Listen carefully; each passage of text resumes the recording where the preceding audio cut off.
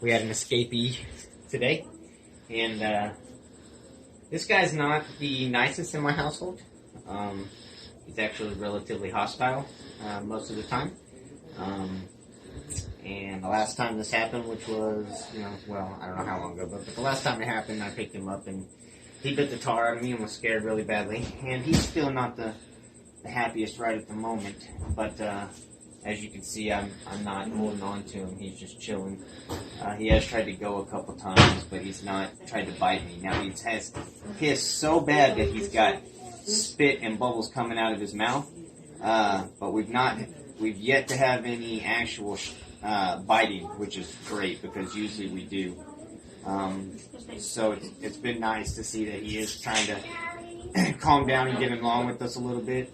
If you can't see, hold on, baby doll. If you can't see, he does have a little bit of slobber coming out of his mouth. So I'll put my hand up there and get it right off. See, there's a little wetness on my glove. And he doesn't bite my hand, which is crazy. Or he doesn't go after my thumb.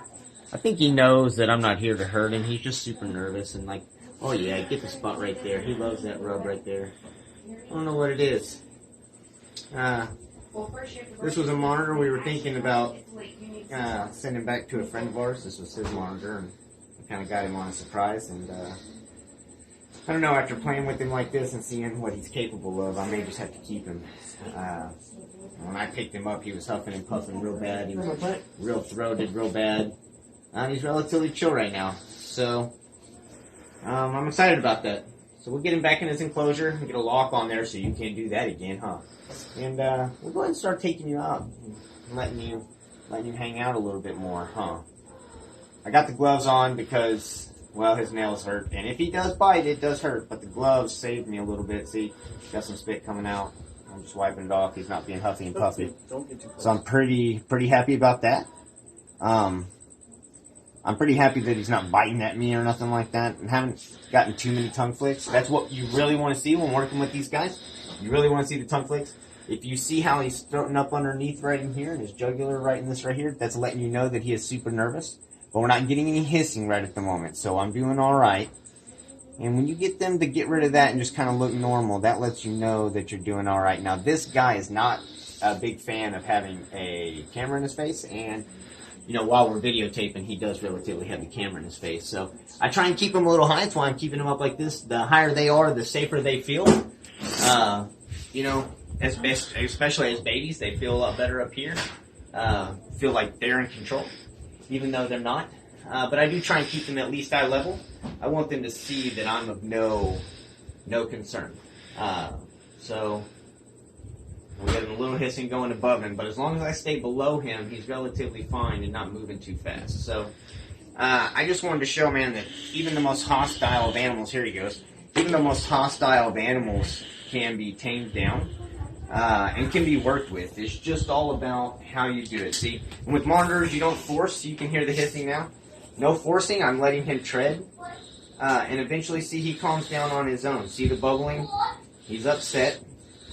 So now that we have such a short interaction, okay, and he came out behind from the counter upset, okay. I don't want to put him back in on his upset turns. That's him winning, and that's a negative interaction. You don't want to put him back on a negative interaction. So see how I've got the hissing and the spitting right now? This is what I was talking about, okay. So now we are going to calm this guy down before we put him back in his enclosure, because I absolutely don't want an upset lizard going back in their enclosure. I can have him nervous and questioning me, but I don't want him upset spitting like this. So, how do we do this? We calm down, we quiet down, we release our grip. He's got to see that he's not being held, and we just start working with him. He's going to run a little bit, and it's okay. We'll just work with him for a little bit. We don't want to do this too long, though. So if you're not any good at this, then don't try this at home, okay? I've got quite a bit of experience in calming these guys down, so I know what it's going to take to not get bit. Usually you want to start these in short spurts because long sections, if they don't agree with you, will get you hurt. Baby steps. So see, we're getting some tongue flicking, and that's good. Kind of tells me he's thinking about what's going on when I get a rub back and forth. We get some calm down. Okay, calm down. Hey. Calm down, big guy. See? We're a little better. I just don't want to put an upset animal back in the enclosure. You know, I want him to feel safe. See how he stretches out like that? That's a bit of a decent thing. So that's a good thing. If he was feeling really nerved over, he'd be hunched over more or straightened out real well. He's not really hissing at the moment.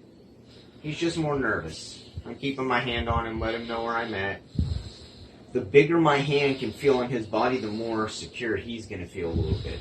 Although I don't go to the complete top of his head, because he'll still be nervous. But I just stay right here on the neck. They like to be scratched on the neck.